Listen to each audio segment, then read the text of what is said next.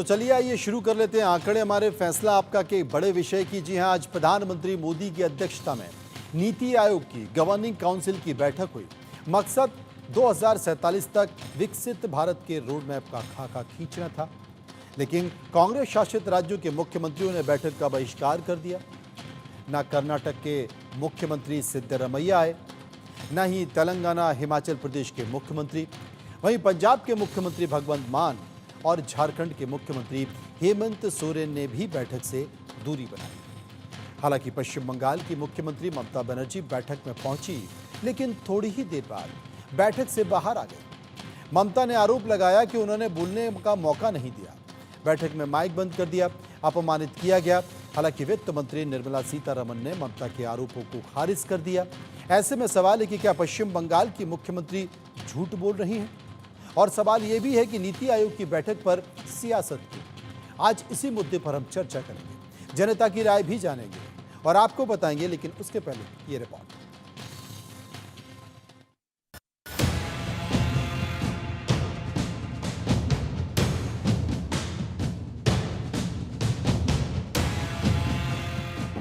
दिल्ली में मुख्यमंत्रियों का जमावड़ा लगा। बजट के बाद विकास के खाके पर चर्चा के लिए, विकास के एजेंडे के लिए, 2047 तक विकसित भारत पर रणनीति के लिए। लेकिन यह बैठक सियासत का अखाड़ा बनकर रह गई। कांग्रेस शासित राज्यों के मुख्यमंत्री ने पहले ही बैठक के बहिष्कार का ऐलान कर रखा था। इस बैठक में स्टालिन भी नहीं आए। हालांकि पश्चिम बंगाल की मुख्यमंत्री ममता बनर्जी बैठक में शामिल हुई, लेकिन कुछ ही देर में वो बैठक छोड़कर बाहर आ गई और बैठक में माइक बंद करने का आरोप भी मढ़ दिया। আমি মাত্র একা গেছি, ওদের উচিত ছিল আমাকে আধ ঘন্টা অ্যালাউ করা। আর আমি এত অনুপযুক্ত লোক নই যে আমি আমার টাইম মেনটেন করব না। বক্তৃতার প্রথমে শুরুতে রাজনাথজি বলেছিলেন 5 to 7 মিনিটস, তা তুমি আমাকে 7 মিনিটসও করতে দিলে না। 7 মিনিটস করতে দিলেও আমি বাদ বাকিটা বলে দিতাম। তুমি তোমার বেলায় 20 মিনিট, তোমাদের বেলায় স্পেশাল প্যাকেজ, স্পেশাল প্রিভিলেজ, তাই আমি বয়কট করে ঠিক করেছি। বাংলার মানুষের সম্মান আমি মাথা নত করতে দিইনি। বাংলার বঞ্চনা মানছি না, মানব না। এবং অন্যান্য অপোজিশন পার্টিও যারা আছে বিভিন্ন জায়গায় সরকার চালাচ্ছে, বঞ্চিত হচ্ছে, তাদের প্রতিও আমাদের টোটাল সলিডারিটি আছে। पश्चिम बंगाल की मुख्यमंत्री के आरोपों ने सियासी गलियारे का तापमान चढ़ा दिया। ममता बनर्जी ने आरोप लगाया कि उन्हें नीति आयोग की बैठक में बोलने नहीं दिया गया, उनका माइक बंद कर दिया गया, अपमानित किया गया। लेकिन उनके इन आरोपों को वित्त मंत्री निर्मला सीतारमण ने खारिज कर दिया। Mamata Banerjee was here attending the Niti Aayog meeting. We all heard her even as she spoke. Every chief minister was given an allotted time, and that was displayed on the screen which was present before every table. We could see 2 tables would have a screen before us. Apparently she is now conveyed to the media or conveyed through the media that her mic was put off. That is completely false. BJP दावा कर रही है कि ममता को बोलने से नहीं रोका गया, लेकिन टीएमसी ने इसे मुद्दा बना लिया है। माइक बंद करने के आरोपों को पश्चिम बंगाल के अपमान से जोड़ा जा रहा है, जिसके बाद सियासी पारा चढ़ने लगा है। में हमारी मुख्यमंत्री ममता बनर्जी गई थी। उनको भरोसा था कि पश्चिम बंगाल का जो मांग है नीति आयोग में उठाया जाए, लेकिन 5 मिनट के बाद उनको माइक बंद कर दिया गया। ममता बनर्जी मीटिंग को बहिष्कार किया, मीटिंग से निकाल के आई। ये पश्चिम बंगाल का मुख्यमंत्री का अपमान नहीं है, हम सबका अपमान है। हर मीटिंग से बाहर आके जो बोल रहे पूरा झूठी बोल रहे उन्होंने, क्योंकि पीआईबी फैक्ट चेक ने भी पूरा सामने दे दिया है एविडेंस कि क्या हुआ था वहाँ पे। उनको जैसा उनको जाने का था तो उन्होंने थोड़ा सा जल्दी स्लॉट मांगे थे, उसको स्लॉट भी उनके हिसाब से दिया था, लेकिन तब भी उनको थोड़ा सा मतलब ड्रामाबाजी करने का था। Bengal politics, TMC politics full of drama. तो इनको मतलब सब जैसा मुख्यमंत्री ने सब जो अपने बात रखे है उनको टाइम भी मिला था, लेकिन वो टाइम में उन्होंने नहीं बोल के वो चेयर छोड़ के चला गया है। उसको दिखाना है। मैं केंद्रीय सरकार से विरोध कर रहा हूँ कि बैठक में ममता बनर्जी जो कह रहे हैं मुझे लगता है झूठ ये सारे निहायत ही झूठ बोलते हैं। क्योंकि एक स्टेट की अगर कोई मुख्यमंत्री को इस तरीके की बोलने का मौका नहीं दिया जाता, बोलने की इजाजत नहीं दी जाती, मुझे ताज्जुब लगता है। और दूसरी बात यह कि हुआ क्या क्या होने वाला है, पहले से उन्होंने ममता बनर्जी इसका इजाहर दे चुके हैं कि हमें बुलाए हैं, हम जाना चाहते हैं, लेकिन हुआ हमें बोलने को नहीं मिलेगा मौका। ये पहले जाने का पहले जो नौटंकी होते हैं ना, नौटंकी की सारे जो स्क्रिप्ट है बयान कर चुके थे। ममता के आरोपों की सच्चाई क्या है, ये तो बैठक में मौजूद लोग ही बता पाएंगे।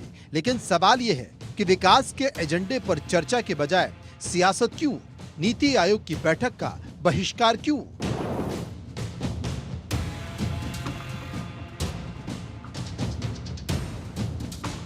Bureau report, India news.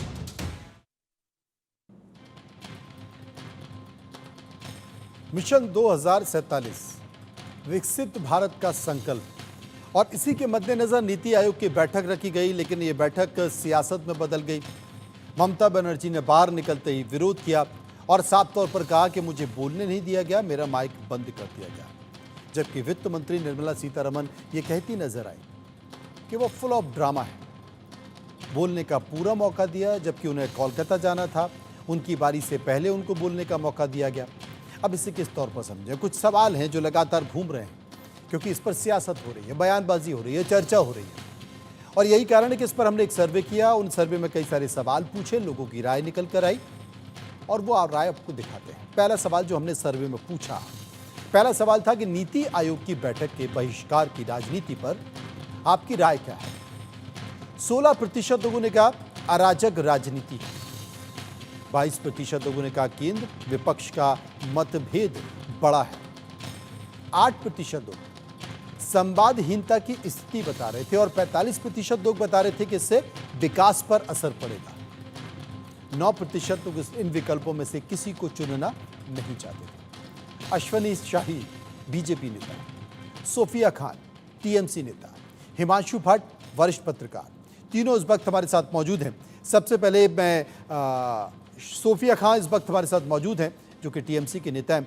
Sophia जी, हमने देखा कि ममता बनर्जी ने कहा कि मुझे बोलने का मौका नहीं दिया, मेरा माइक बंद कर दिया गया।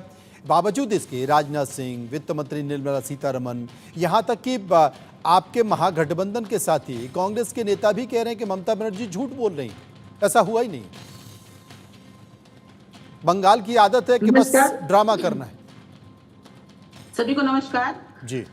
देखिए, जो भी आज घटना घटी है, हमारी मुख्यमंत्री ममता बनर्जी ने जो कहा है, एकमात्र मुख्यमंत्री हैं वो महिला मुख्यमंत्री, और इस तरीके से मुझे लगता है ये जो अपमान किया गया उनके माइक को काट कर, एक आम आदमी के साथ भी अगर ऐसा होता है तो उसे कितना बुरा लगेगा। तो वो तो एक मुख्यमंत्री है जो अपने राज्य को, बंगाल को रिप्रेजेंट करने वहां पहुंची थी, और विपक्ष की एकमात्र वहां पर वो एक नेत्री थी। तो मुझे लगता है उन्हें और ज्यादा सम्मान देना चाहिए था, उन्हें बोलने का मौका देना चाहिए था।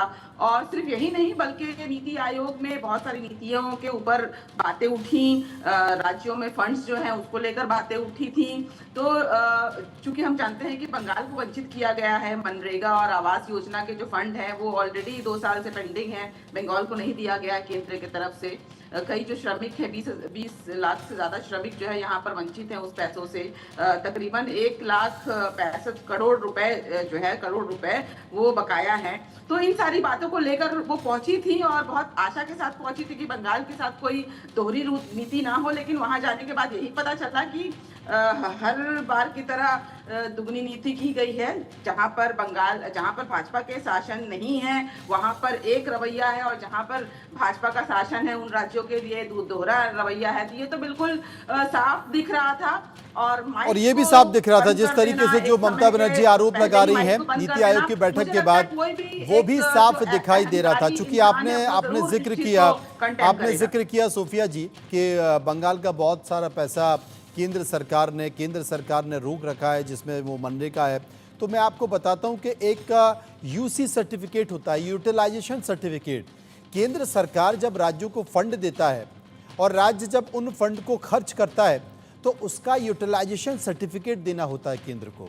बहुत सारी योजनाओं का जो पैसा है उसका यूटिलाइजेशन सर्टिफिकेट अभी तक बंगाल ने दिया नहीं है। और कोई भी राज्य हो, जब तक यूटिलाइजेशन सर्टिफिकेट नहीं पहुंचता है तब तक अगली किस्त केंद्र रिलीज नहीं करता। ये तकनीकी चीजें हैं, आरोप लगाने के लिए आप कुछ भी लगाते रहिए, बात अलग है। लेकिन अश्वनी शाही बीजेपी नेता इस वक्त हमारे साथ मौजूद हैं। अश्वनी साहब, बड़ा आरोप लगा दिया है आपके ऊपर। देखिए, आरोप तो टीएमसी का काम ही है आरोप लगाना, लेकिन उस आरोप का देखिए इसको दो तरीके से देखा जाना चाहिए। एक तो एक राजनीति की गई जब ममता जी को ये पता चला कि इंडी अलायंस के जो नेता हैं राहुल गांधी, उन्होंने मना कर रखा है कि हमारे शासित कोई राज्य का कोई मुख्यमंत्री नहीं जाएगा, तो ममता जी ने कहा कि तब मैं जाऊंगी। इंडी अलायंस में फूट, इसको पहला आप जो है इसको हेडलाइन भी बना सकते हैं। और दूसरा, तो आपने जो सर्वे किया उसमें 16% लोगों ने कहा कि अराजक राजनीति और 45% लोगों ने कहा कि विकास पर असर पड़ेगा। तो इन तीनों चारों चीजों को मिलाकर देखना चाहिए कि एक तो वो बात, और रही बात जब पहुंच गई आप वहां, तो आपने अभी दिखाया कितना बड़ा हॉल था जहां पर सब लोग बैठे थे। मुझे तो लग रहा है कि 25, 30, 40 आदमी से ऊपर नहीं बैठा था। अगर माइक बंद भी हो गया तो ईश्वर ने ममता जी को बुलंद आवाज दी है और ममता जी वैसे भी बोल सकती थी। अगर माइक बंद हो गया है तो नेता को क्या चाहिए भाई? मंच, माला और माइक, और वो भी ममता जी जैसे लड़ाका को, जो अपने जनता के लिए लड़ती रहती है हमेशा, अधिकारों के लिए कभी उन्होंने कदम पीछे नहीं खींचा है। तो ममता जी वहां पर बोल सकती थी, ममता जी वहां पर कुछ कह सकती थी, ऐसा नहीं है। मगर वो ये राजनीति करनी थी जिसको अधीर रंजन चौधरी जी ने भी कह दिया कि सोफिया जी कुछ कहना चाहती हैं आपकी बात पर। सोफिया,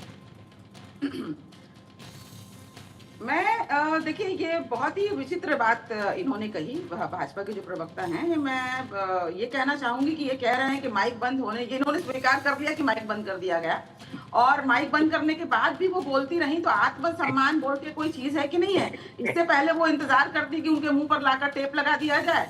ये तो मुझे लगता है कि बिल्कुल बच्चों वाली बात कही इन्होंने। और मैं फिर से एक बार इसकी निंदा करती हूँ कि ये जो हुआ है ये नहीं होना चाहिए। इससे एक बार फिर से साबित हुआ है कि भाजपा ये जताना चाहती है कि वो चूंकि सरकार में है, सत्ते पर है, तो वो जो कहेगी, जैसे देश को चलाएगी, वो दो बातें निकल कर आवाज को दबाती रही है। और एक बार फिर दोनों राजनीतिक पार्टियां, भारतीय जनता पार्टी के नेता अश्वनी शाही साहब ने कहा कि साहब दो चीजें इसको आप इस तौर पर भी देखें कि ये यूपीए में यानी महागठबंधन में फूट है।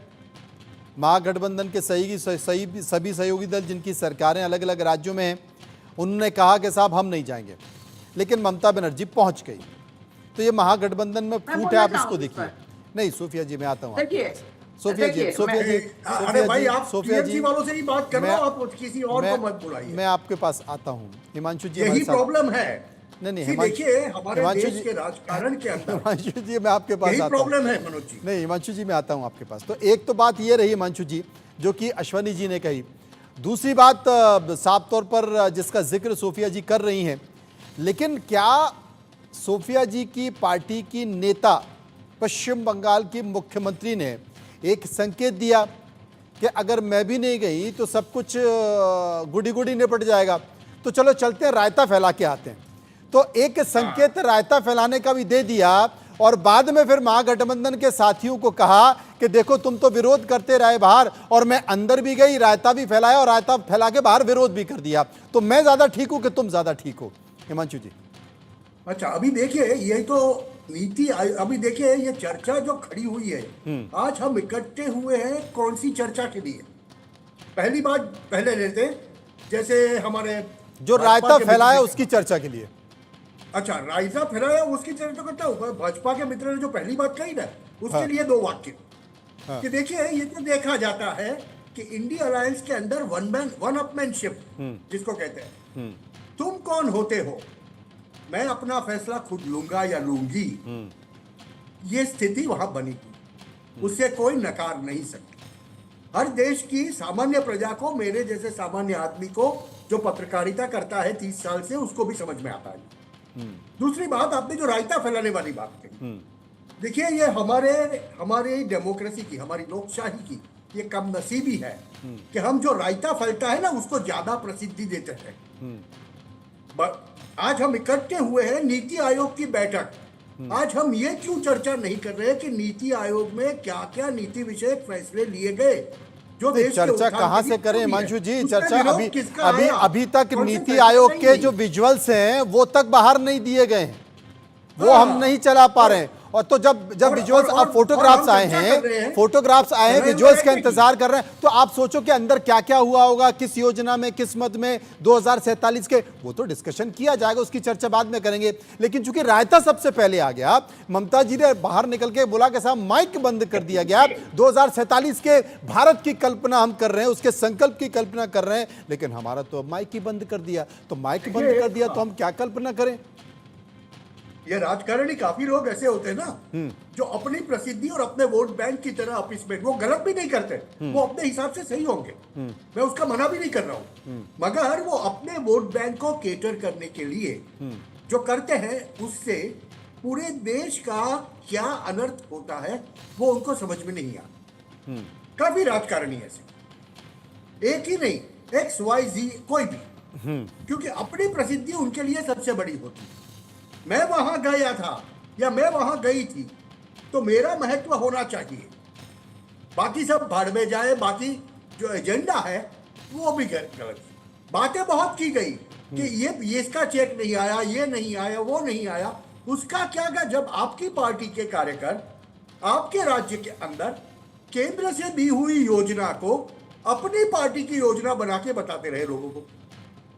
पश्चिम बंगाल में ये भी हुआ है, हमने तो देखा है।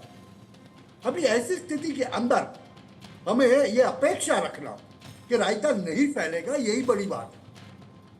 अगर हम ये सोचने लगे कि ये नहीं होगा तो ये हम पागल लोग।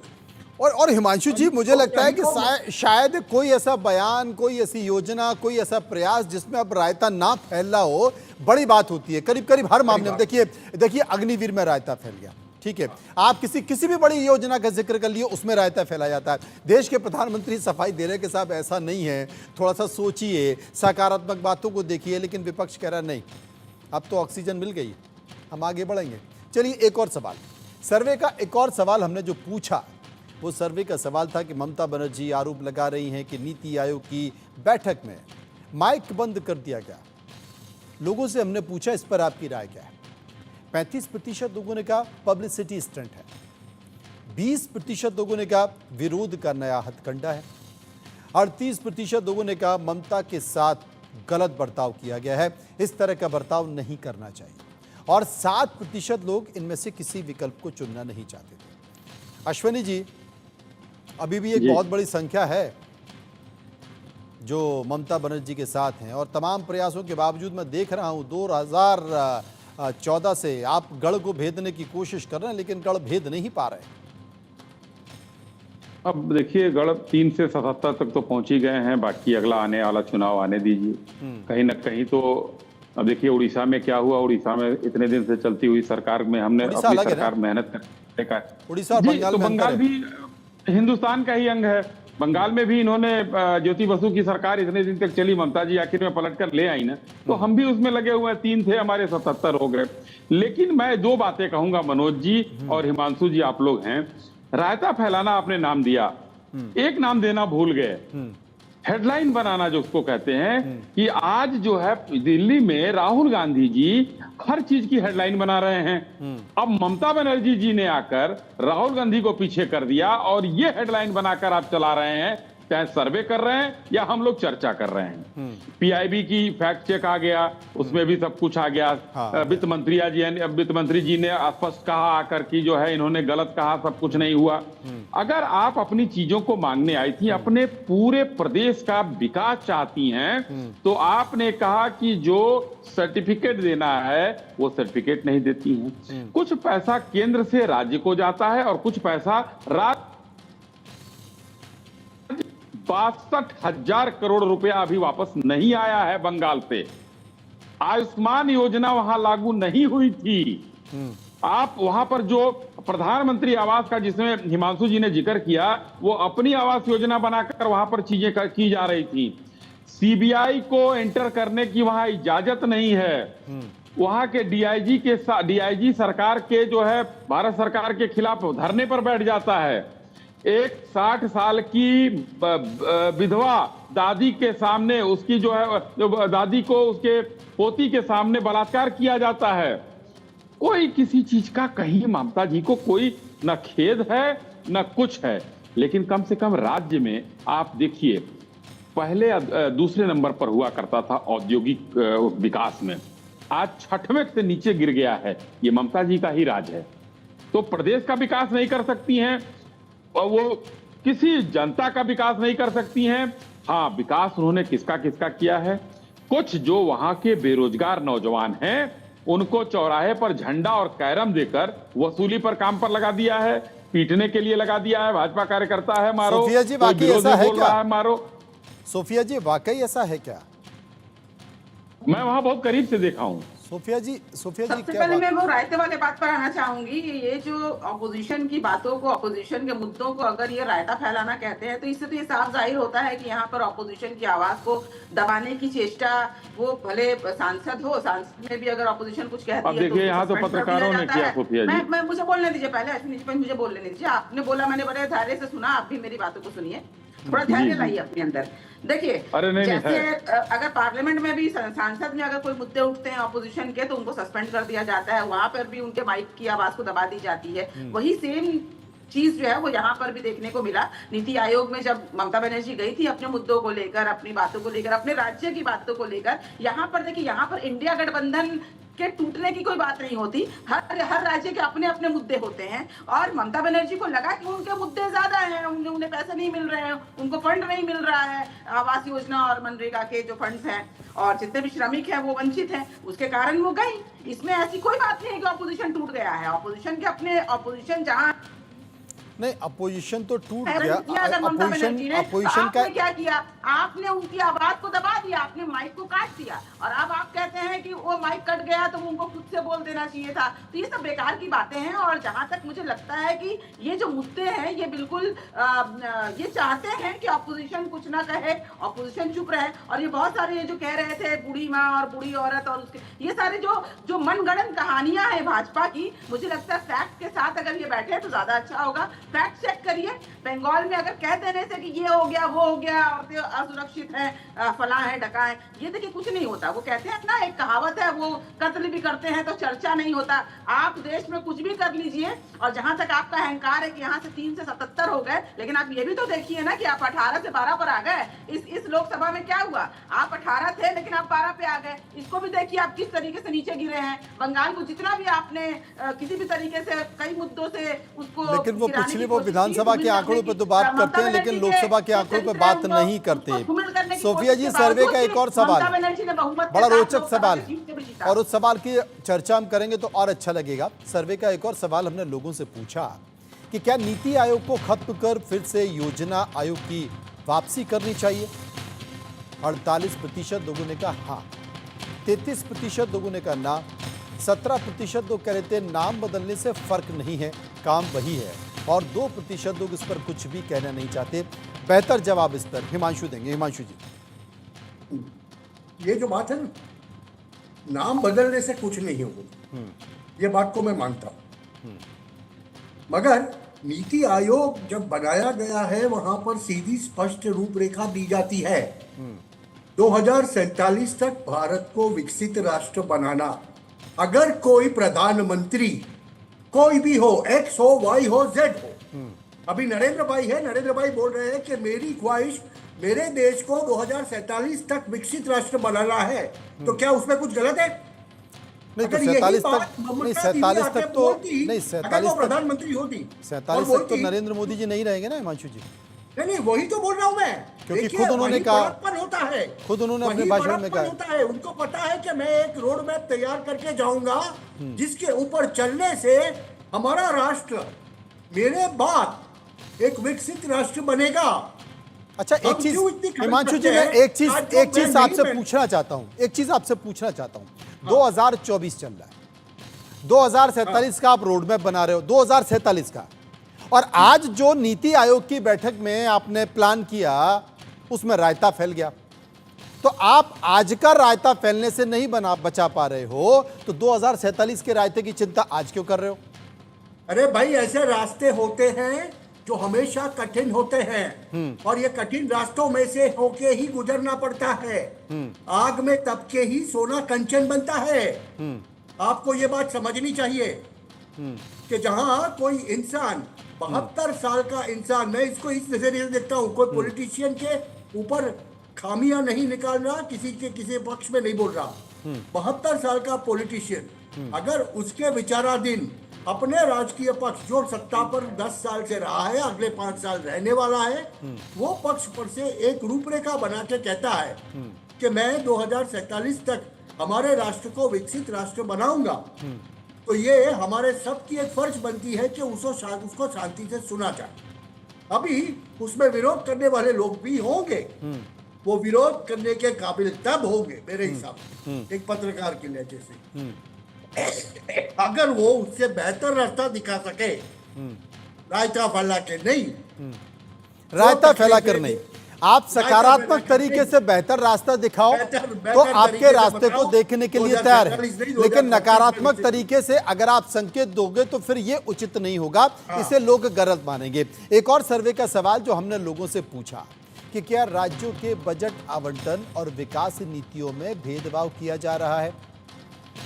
59% लोगों ने कहा हाँ किया जा रहा है, 40% लोगों ने नहीं किया जा रहा और 1% लोग इस पर कुछ भी कहना नहीं चाहते। छोटा सा संक्षेप में जवाब हिमांशु दीजिएगा, उसके बाद हमारे दोनों राजनीतिक साथी हैं बीजेपी और टीएमसी के। ये जो बजट आया इसमें एक बड़े आरोप विपक्ष लगा रहा है कि साहब आपकी गठबंधन की मजबूरियां हैं, आप जिनके भरोसे सरकार चला रहे हैं उन्हें स्पेशल पैकेज दे रहे हैं, आपने बंगाल को बहुत सारी योजनाओं में ज़्यादा पैसा दे दिया, आपने आंध्र प्रदेश को दे दिया और आप कह भी रहे हैं कि हमने दिया, आपके बजट भाषण में इस बात का जिक्र है, लेकिन आपने बंगाल को नहीं दिया, आपने तेलंगाना को नहीं दिया, आपने हिमाचल को नहीं दिया। हिमाचल में तो अभी बहुत बड़ा फ्लड और बाढ़ आया था, वहाँ पर बड़ा संकट आया था। तमाम इस तरह के आरोप विपक्षी पार्टियां लगा रही हैं। देश के किसी भी भाग में गुजरात को कितना दिया भैया? गुजरात में तो 25 साल से भाजपा वाले राज कर रहे हैं। गुजरात को कितना दिया बताइए मुझे, किसी के पास है जवाब उसका? गुजरात को तो कुछ नहीं मिला, 2-4 ट्रेनों के अलावा। देखिए देश के गुजरात तो विकसित राज्य में, गुजरात की तुलना तो विकसित राज्यों में की जा रही है ना। गुजरात ये कहा जा रहा है कि पूरे देश को गुजरात मॉडल पर चलना है, तो गुजरात को देने की जरूरत क्या है? यही भेदभाव होता है, यही भेदभाव होता है। आप गुजरात को विकसित बताते हो और जब कहे कि गुजरात विकसित है और पश्चिम बंगाल नहीं, तो पश्चिम बंगाल वाले बोलेंगे हमें क्यों ऐसा कह दिया। देखिए तकलीफ जो होती है ना वो वही होती है क्योंकि हम लोगों को टैग करते हैं। अभी मुझे ये बताइए पश्चिम बंगाल की डेमोग्राफी में कितना फर्क आया है पिछले 15 सालों में? आज जो गरीब मजदूरों की बात कर रहे हैं उसमें से कितने गरीब मजदूर भारतीय हैं? मेरा तो मूलतः सवाल ये है। एक पत्रकार होने के नाते कम से कम काफी जिले ऐसे हैं जहां मैं देख चुका हूं कि वहां पर डेमोग्राफी बदल चुकी है पश्चिम बंगाल में, और वो मजदूरों के लिए आप जाके लड़ना चाहते हो नीति आयोग से? आप वहां जायज मजदूरों के लिए लड़ो, मैं मान सकता हूं। सोफिया जी जवाब। हमें आप खड्डे खुदवाओगे और फिर खड्डे भरवाओगे, उसके लिए 250 रुपए की मजूरी मुझे रोज देनी है। सोफिया जी जवाब। किसके लिए? सोफिया जी जवाब। देखिए 2047 का रोड मैप भाजपा बना रही है, मुझे तो अब मैं इस पे क्या ही कहूँ। 10 साल का रोड मैप अगर देखा जाए, 10 साल के इनके जो विकास वाले जो मुद्दे देखे जाए तो देश की तहस नहस हुई है। महंगाई कहाँ से कहाँ चली गई, 400 के सिलेंडर जो है आज कितने में बिक रहा है, पेट्रोल डीजल, इसके बारे में चर्चा तो खैर होती रहेगी। तो रोड मैप अगर ये बनाएंगे तो 2000, जैसा आपने कहा कि नरेंद्र मोदी जी 47 तक तो नहीं रहेंगे, ये ऑब्वियसली नहीं रहेंगे।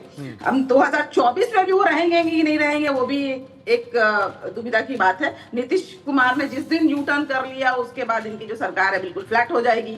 और खैर इसके बारे में हम बाद में बात करेंगे। ये जो कह रहे हैं कि मुद्दे ममता बनर्जी जो उठा रही हैं, देखिए मुद्दे तो हम उठाएंगे और उठाते ही रहेंगे, हम विपक्ष हैं। अगर हम केंद्र की बात करें, यहाँ पर तो खैर हमारा राज्य है, हमारे मुख्यमंत्री हमारी है, लेकिन अगर हम सांसद की बात करें तो वहां पर हम विपक्ष हैं और अपनी बातों को रिप्रेजेंट करना हमारा हक है, क्योंकि जनता ने हमें चुना है, जनता ने हमें बहुमत, हमारे जो नेता हैं वो वहां पर बैठे हुए हैं, मुद्दों को लेकर बैठे हुए हैं। तो ममता बनर्जी भी अगर इस बात को मुद्दा को उठा रही है तो मुझे नहीं लगता कि इसके ऊपर किसी भी बात को ज्यादा हाईलाइट करना चाहिए। और मैं फिर से एक बार कहूंगी कि जो हुआ ऑपोजिशन की आवाज को दबाने के लिए हुआ, और वो साफ साफ आज ये बिल्कुल सामने आ गया कि ऑपोजिशन की आवाज को दबाई जाती है, माइक को काट कर बताया गया। जवाब जी देखिए आपके इस सवाल और इस सर्वे पर मैं कहना चाहता हूं कि ये जो समावेशी बजट रहा है, अगर हम परिकल्पना करते हैं औद्योगिक विकास की, तो औद्योगिक विकास हिंदुस्तान में हम बंगाल में भी करेंगे और हम गोवा में भी करेंगे। और अगर हम जो है टूरिस्ट हब बनाना है तो हम बंगाल में भी बहुत ऐसी जगह है जहां पर हम काम करेंगे उस पर, और हम गुजरात में भी काम करेंगे। अगर हमने बच्चों को 10 लाख जो है जो MSME में हमने वो लोन की बात की है कि बच्चों को लोन मिलेगा शिक्षा पर, क्या आ जाइए शिक्षा के लिए लोन, उच्च शिक्षा के लिए, तो क्या बंगाल के बच्चों को नहीं मिलेगा?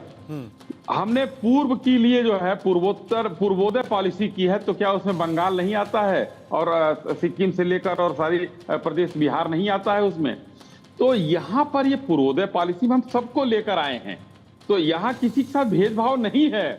और जो 10 लाख से 20 लाख लोन किया गया है वो बंगाल के बच्चे को भी मिलेगा, यूपी के भी बच्चे को मिलेगा, सिक्किम के बच्चे को भी मिलेगा और महाराष्ट्र के भी सबको समाहित करने की कोशिश की गई है, लेकिन इन सब के बीच राजनीतिक बयानबाजी भी है। नीति आयोग की बैठक में भी कुछ इसी तरह के दिखाई दिया है। समय का अभाव है, माफी चाहता हूं सभी से, शुक्रिया करूंगा सभी लोगों का जो विस्तार से मेरे इस विषय पर चर्चा कर रहे थे और अपनी राय भी दे रहे थे।